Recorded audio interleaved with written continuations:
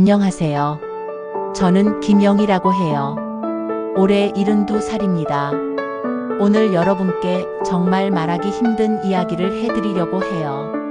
지금도 생각만 하면 가슴이 아프고 밤에 잠도 잘 못 자요. 하지만 제가 당한 일을 말씀드려서 여러분만큼은 저와 같은 피해를 당하지 않으셨으면 해요. 저는 평생 자식들 키우고 손주들 예뻐하면서 살아왔어요. 특히 첫째 손자 민준이는 대학교 2학년인데 정말 착하고 공부도 잘해요. 방학 되면 할머니 집에 와서 며칠씩 지내곤 했거든요. 그런데 지난 3월에 단 하루 한 통의 전화를 받고 제 인생이 완전히 바뀌었어요. 손자가 교통사고를 냈다는 전화를 받았거든요. 사람을 다치게 했다고 지금 당장 합의금을 내지 않으면 구속될 거라고. 그때 저는 정말 아무 생각도 할 수 없었어요. 오직 내 손자를 구해야 한다는 생각뿐이었죠. 그래서 결국 제가 평생 모은 돈을 사기꾼들에게 갖다 바쳤어요. 지금 생각해보면 정말 어이없는 일이에요. 어떻게 제가 그런 말을 믿었을까요? 하지만 그때는 정말 몰랐어요. 너무나 생생했고 진짜 같았거든요. 그날은 3월 15일 월요일이었어요. 날씨도 좋고 평범한 아침이었죠. 7시에 일어나서 혈압약 먹고 간단히 아침 먹고 거실 청소를 하고 있었어요. 거실에는 민준이가 고등학교 졸업할 때 찍은 사진이 크게 걸려 있어요. 그 사진을 닦으면서 우리 민준이도 벌써 대학생이구나 하고 혼잣말했어요. 그런데 10시쯤 되었나? 갑자기 전화벨이 울렸어요. 여보세요? 할머니, 나야. 목소리가 떨리고 있었어요. 평소 민준이 목소리보다 좀 더 허스키하다고 해야 하나? 그런데 분명 민준이 목소리였어요. 민준아, 무슨 일이야? 감기 걸렸어? 목소리가 이상한데? 할머니, 나 큰일 났어. 그때부터 뭔가 이상하다는 생각이 들었어요. 민준이가 평소에는 할머니 안녕하세요 이렇게 밝게 인사하는데 목소리가 너무 어둡고 무거웠거든요. 큰일? 무슨 큰일? 민준아, 괜찮아? 할머니, 나 사고 났어. 차로 사고 냈어. 그 순간 정말 머리가 하얘졌어요. 무슨 소리인지 이해가 안 됐어요. 뭐? 사고? 너 다친 데는 없어? 어디서 사고 났는데? 나는 괜찮은데. 할머니, 사람을 다치게 했어. 뭐라고? 사람을? 그때부터 손이 덜덜 떨리기 시작했어요. 우리 착한 민준이가 사람을 다치게 했다고? 할머니, 어떡해. 정말 어떡해. 나 이제 어떻게 되는 거야? 민준이가 울고 있는 소리가 전화기 너머로 들렸어요. 정말 애절하게 우는 소리였어요. 제 가슴이 찢어지는 것 같았어요. 민준아, 울지 마. 할머니가 있잖아. 지금 어디야? 할머니가 지금 갈게. 지금 경찰서야. 할머니, 면회도 안 된대. 어떡해.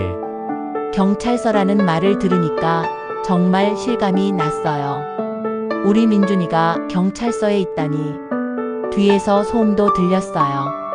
전화벨 소리, 사람들 웅성거리는 소리. 정말 경찰서 같았어요. 할머니, 잠깐만. 누가 나한테 말하려고 해. 그러더니 잠시 후에 다른 남자 목소리가 들렸어요. 안녕하십니까? 저는 이 사건을 담당하고 있는 변호사 박재성입니다. 변호사요? 네, 그렇습니다. 지금 따님의 손자분 때문에 연락드린 거예요. 우리 민준이가 정말 사고를 낸 건가요? 네, 안타깝게도 그렇습니다. 오늘 오전에 교차로에서 교통사고가 났는데 손자분이 운전하던 차량이 보행자를 치었습니다. 그때 정말 눈앞이 캄캄해졌어요. 우리 민준이가 사람을 쳤다고? 그분은 다치신 분은 어떻게 됐나요? 현재 병원에 입원해 계세요. 다행히 생명에는 지장이 없지만 상당한 치료비가 예상됩니다. 얼마나 드는데요? 지금으로서는 정확히 알 수 없지만 일단 3천만 원 정도는 각오하셔야 할 것 같습니다. 3천만 원. 정말 큰 돈이었어요. 하지만 사람을 다치게 했으니까 당연히 치료비는 내야죠. 그런데 더 큰 문제가 있습니다. 더 큰 문제요? 피해자 가족이 상당히 화가 나 있어요. 지금 당장 형사 고발을 하겠다고 하고 있거든요. 형사고발이요? 네, 그렇게 되면 손자분이 구속될 수도 있습니다. 하지만 다행히 합의를 하면 민사로만 해결할 수 있을 것 같아요. 우리 민준이가 감옥에 간다고? 그건 절대 안 되죠. 그럼 어떻게 하면 되나요? 지금 당장 합의금을 준비해서 피해자 가족에게 전달해야 해요. 늦어지면 정말 큰일 날 수 있어요. 지금 당장이요? 네, 피해자 가족이 오후 2시까지 답을 달라고 했어요. 그 시간이 지나면 바로 고발장을 접수하겠다고 하거든요. 시계를 보니까 벌써 10시 30분이었어요. 2시까지라면 시간이 별로 없었죠. 그런데 변호사님, 제가 3천만 원을, 그렇게 큰 돈을 어떻게 준비해요? 할머님, 손자분을 구하려면 어쩔 수 없어요. 은행에서 돈을 찾아오셔야 해요. 그때 다시 민준이 목소리가 들렸어요. 할머니 도와주세요. 나 정말 무서워요. 그 목소리를 들으니까 정말 가슴이 찢어지는 것 같았어요. 민준아, 걱정하지 마. 할머니가 꼭 도와줄게. 감사합니다, 할머님. 그런데 시간이 정말 촉박해요. 지금 바로 은행에 가셔서 돈을 찾아오셔야 해요. 근데 3천만 원이면 제가 가진 돈이 거의 다예요.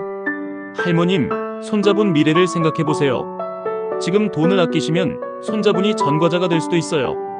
평생 고생할 수 있다고요. 그 말이 정말 무서웠어요. 우리 민준이가 전과자가 된다고?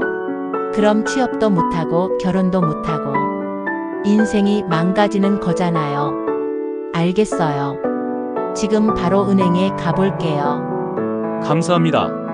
그런데 할머님, 한 가지 더 말씀드릴 게 있어요. 뭔가요? 이 일은 절대 다른 사람에게 말하시면 안 돼요. 특히 가족들에게는 더더욱요.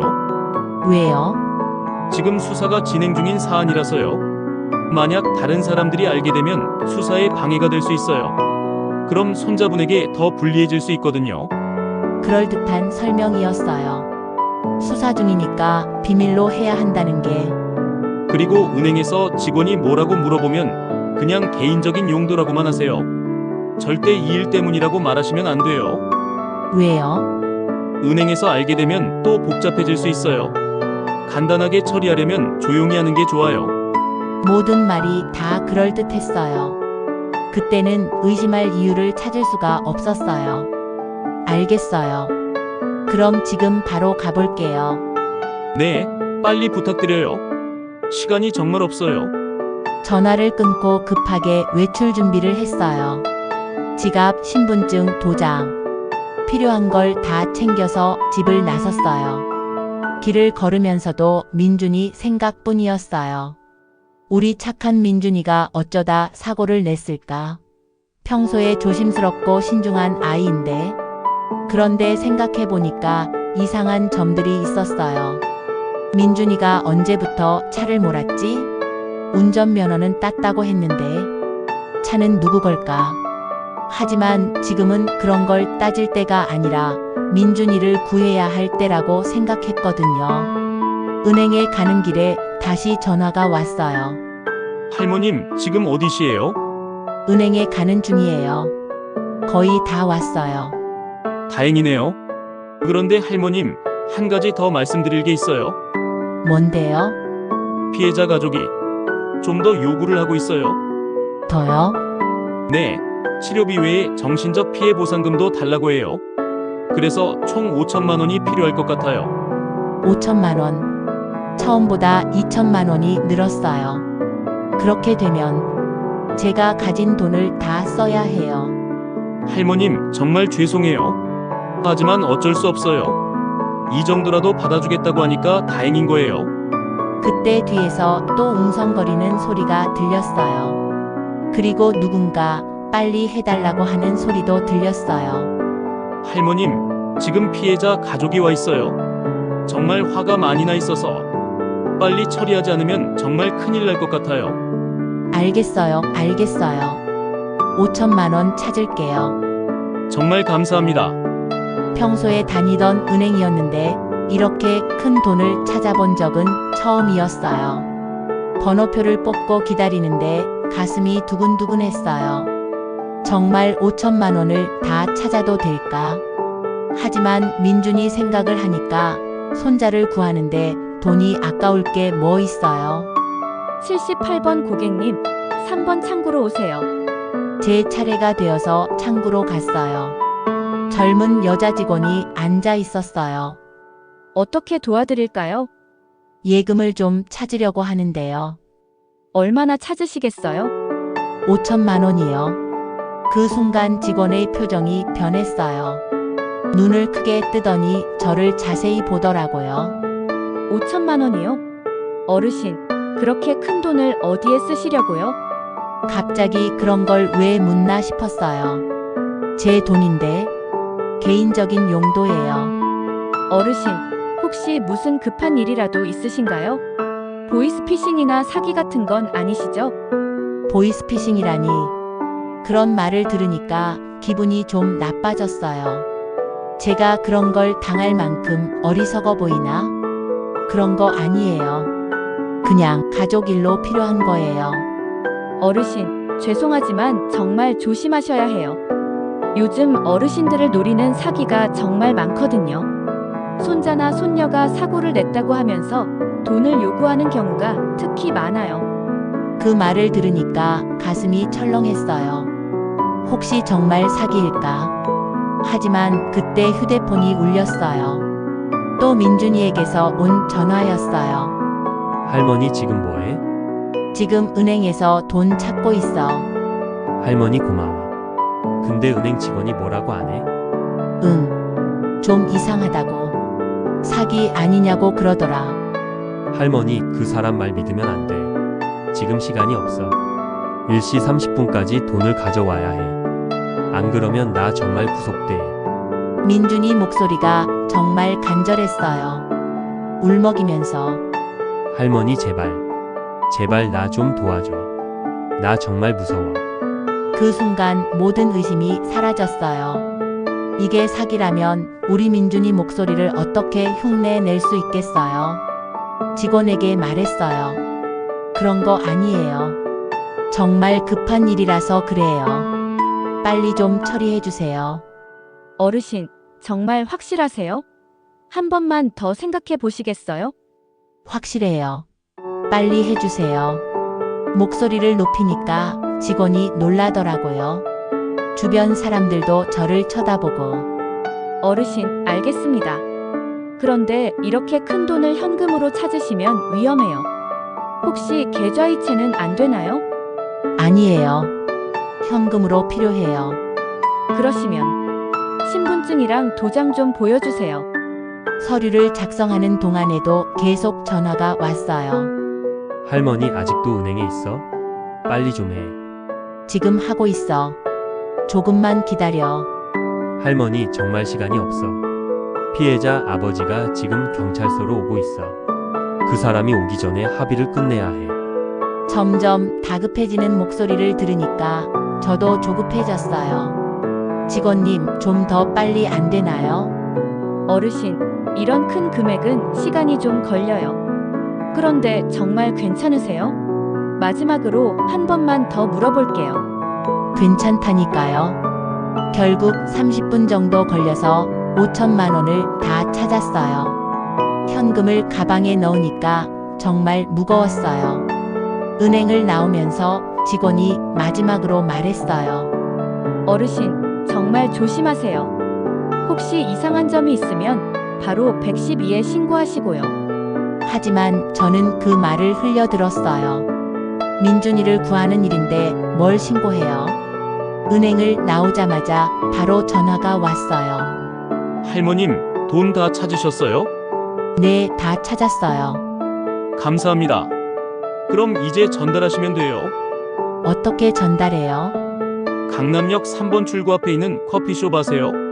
거기 앞에서 기다리고 계시면 저희 직원이 가서 받아갈게요. 직접 안 와요? 저는 지금 경찰서에서 손자분이랑 있어야 해서요. 대신 저희 사무실 직원이 갈게요. 강남역까지는 지하철로 40분 정도 걸렸어요. 가방을 꽉 안고 가면서도 큰돈 때문에 계속 불안했어요. 강남역 3번 출구 앞에 도착했어요. 커피숍 앞에서 기다리라고 했는데 사람이 너무 많았어요. 할머님 도착하셨어요? 네, 도착했어요. 검은 정장을 입은 남자가 갈 거예요. 이름은 김대리라고 해요. 5분 후에 도착할 거예요. 정말 5분 후에 검은 정장을 입은 30대 남자가 나타났어요. 혹시 김영희 할머니세요? 네, 맞아요. 안녕하세요. 저는 박 변호사님 사무실에서 일하는 김대리라고 해요. 정말 변호사 사무실 직원 같아 보였어요. 정장도 깔끔하고 말도 정중하고. 할머니 정말 고생하셨어요. 손자분을 위해서 이런 일까지 해주시고. 가방에서 돈을 꺼내서 주는데 손이 떨렸어요. 이게 제 평생 모은 돈인데. 잘 전달하겠습니다. 곧 좋은 소식이 있을 거예요. 그 사람이 돈을 받아서 다른 가방에 넣더니 바로 사라졌어요. 저는 그 자리에서 한참을 기다렸어요. 언제 연락이 올까? 민준이는 괜찮을까? 1시간쯤 지났을까? 연락이 없고 불안해서 제가 먼저 전화를 걸었어요. 그런데 현재 사용하지 않는 번호입니다. 라는 안내 멘트가 나왔어요. 이상했어요. 분명 아까까지는 통화가 됐는데 다시 걸어봐도 사용하지 않는 번호라고. 그때부터 뭔가 이상하다는 생각이 들기 시작했어요. 혹시 정말 사기일까? 급하게 민준이에게 직접 전화를 걸어봤어요. 민준이 휴대폰으로. 여보세요? 민준이 목소리였어요. 그런데 아까와는 완전히 달랐어요. 밝고 평상시와 똑같았어요. 민준아, 너 지금 어디야? 할머니? 지금 학교에 있는데요. 왜요? 학교? 경찰서 아니야? 경찰서요? 할머니 무슨 말씀이세요? 제가 왜 경찰서에 있어요? 그 순간 정말 세상이 무너지는 것 같았어요. 너 사고 안 냈어? 사고요? 무슨 사고요? 할머니 괜찮으세요? 아, 이게 사기구나. 다리에 힘이 풀려서 그 자리에 주저앉을 뻔했어요. 할머니? 할머니 괜찮으세요? 무슨 일 있으세요? 민준이가 걱정하는 소리가 들렸지만 저는 아무 말도 할 수 없었어요. 제가 사기를 당한 거였어요. 5천만 원을, 제 평생 모은 돈을. 민준이가 급하게 집으로 왔어요. 저를 본 민준이가 깜짝 놀랐어요. 할머니 왜 이렇게 안 좋아 보이세요? 무슨 일 있었어요? 저는 그제야 민준이에게 모든 걸 털어놨어요. 아침에 온 전화부터 은행에서 돈을 찾은 것까지. 민준이가 듣더니 얼굴이 하얘지더라고요. 할머니, 그게 보이스피싱이에요. 보이스피싱? 네, 할머니. 손자나 손녀가 사고를 냈다고 거짓말해서 돈을 뜯는 사기예요. 뉴스에서 많이 나왔잖아요. 뉴스에서.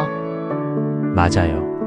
분명 들어본 것 같은데 그때는 내 일이 아니라고 생각했어요. 지금 바로 경찰에 신고해야 해요. 그렇게 해서 경찰서에 갔어요. 경찰관이 제 이야기를 듣더니 고개를 절레절레 흔들었어요. 요즘 이런 수법이 정말 많아요. 특히 손자 사칭이 가장 흔한 방법이죠. 그럼 제 돈은 찾을 수 있나요? 일단 수사를 해보겠지만 솔직히 말씀드리면 찾기는 어려울 것 같아요. 이미 현금으로 전달했고 범인들은 보통 바로 다른 계좌로 돈을 옮기거나 현금으로 바꿔버리거든요. 그 말을 듣는 순간 정말 절망적이었어요. 5천만 원. 제가 평생 모은 돈이. 어르신, 그런데 한 가지 다행인 소식이 있어요. 뭔가요? 오늘 오전에 똑같은 수법으로 신고가 여러 건 들어왔어요. 어르신과 똑같이 손자가 교통사고를 냈다는 전화를 받고 돈을 뜯긴 분들이 계세요. 그럼 다른 분들도 네, 안타깝게도 그렇습니다. 그런데 다행히 오후에 용의자 한 명을 검거했어요. 강남역 근처에서 돈을 받는 역할을 한 사람이요. 그게 저한테서 돈을 받아간 그 사람일까요? 수사 과정에서 더 많은 사실이 밝혀질 것 같아요. 그런데 어르신, 혹시 은행에서 직원이 뭔가 말리지 않았나요? 네, 보이스피싱 아니냐고. 한 번 더 생각해보라고. 그쵸. 은행 직원들은 요즘 이런 사기에 대해 많이 교육을 받거든요. 어르신께서 그때 직원 말씀을 들으셨더라면 그때 정말 후회가 밀려왔어요. 은행 직원이 그렇게 말렸는데 왜 제가 그때 그 말을 안 들었을까요? 경찰서에서 진술서를 작성하고 집에 돌아왔어요. 집에 들어서니까 모든 게 다 텅 빈 것 같았어요. 민준이가 옆에서 말했어요. 할머니 너무 자책하지 마세요. 할머니 잘못이 아니에요. 내 잘못이야, 민준아. 내가 너무 어리석었어. 할머니 사기꾼들이 나쁜 거예요. 할머니는 나를 사랑해서 그런 거잖아요. 그 말을 들으니까 더 눈물이 났어요. 손자를 사랑하는 마음을 이용해서 돈을 뜯어가다니. 며칠 후에 경찰에서 연락이 왔어요. 범인들을 더 검거했다는 소식이었어요. 어르신, 이번에 검거된 조직이 상당히 큰 규모예요. 전국에서 비슷한 수법으로 수백 명을 속였더라고요. 그럼 제 돈도 찾을 수 있나요? 일부는 찾았는데 대부분 이미 사용했어요. 어르신이 뜯긴 돈은 아직 찾지 못했습니다. 결국 제 돈은 돌아오지 않았어요. 5천만 원. 제가 평생 모은 돈이 하루아침에 사라져버린 거예요. 지금 생각해보면 정말 이상한 점들이 많았어요. 첫째, 민준이 목소리가 평소와 달랐어요. 감기 걸린 것처럼 허스키했죠. 나중에 안 일이지만 성대모사를 하거나 목소리 변조 장비를 쓴 거라고 하더라고요. 둘째, 민준이가 언제부터 차를 몰았나요? 운전면허는 땄다고 했지만 차는 어디서 구했을까요? 그때는 그런 생각을 전혀 못했어요. 셋째, 변호사라는 사람이 너무 성급하게 돈을 요구했어요.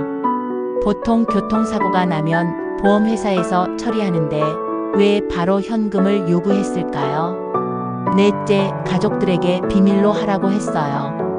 정상적인 상황이라면 가족들이 함께 상의해서 해결해야 하는 문제인데, 하지만 그때는 정말 하나도 생각할 수 없었어요. 오직 민준이를 구해야 한다는 생각뿐이었거든요. 그 후로 몇 달이 지났어요. 제 생활은 완전히 바뀌었어요. 5천만 원이 없어지니까 생활이 정말 힘들어졌거든요. 그 돈으로 몇 년은 편하게 살 수 있었는데 지금은 민준이가 아르바이트해서 번 돈으로 제 생활비를 보태주고 있어요.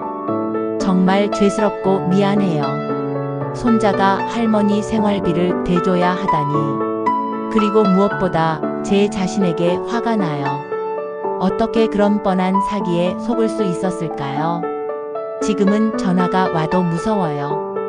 혹시 또 사기꾼일까봐. 모르는 번호에서 전화가 오면 절대 안 받아요. 은행에 갈 때도 그때 생각이 나요. 그 직원이 그렇게 말렸는데 왜 그때 그 말을 안 들었을까요?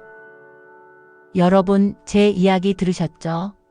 보이스피싱은 정말 교묘해요. 가족을 사랑하는 마음을 이용해서 돈을 뜯어가요. 제발 저처럼 당하지 마세요. 첫째, 가족이 사고를 냈다는 전화가 와도 절대 바로 믿지 마세요. 일단 직접 확인해 보세요. 둘째, 돈을 요구하면 더더욱 의심하세요. 정상적인 상황이라면 급하게 현금을 요구하지 않아요. 셋째, 가족들에게 비밀로 하라고 하면 100% 사기예요. 가족 일인데 왜 가족들에게 숨겨야 해요? 넷째, 은행 직원이나 주변 사람들이 말릴 때는 정말 한 번 더 생각해 보세요. 그 사람들은 여러분을 위해서 하는 말이에요. 다섯째, 시간에 쫓긴다고 해도 절대 서두르지 마세요. 사기꾼들은 항상 시간이 없다고 재촉해요. 제가 이 이야기를 하는 이유는 여러분만큼은 저와 같은 피해를 당하지 않으셨으면 해서예요. 5천만 원. 제 평생 모은 돈이었어요.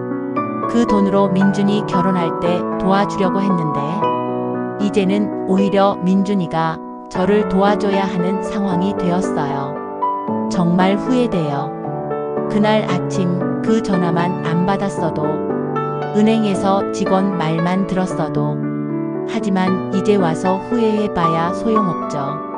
이미 지나간 일이니까요. 대신 제 이야기가 여러분께 도움이 되었으면 좋겠어요. 제 실수가 여러분에게는 교훈이 되었으면 해요. 보이스피싱. 정말 무서운 범죄예요. 사람의 가족을 사랑하는 마음을 악용해서 돈을 뜯는 거니까요. 제발 조심하세요. 저처럼 당하지 마세요. 그리고 주변에 연세 많으신 분들이 계시면 꼭 알려주세요.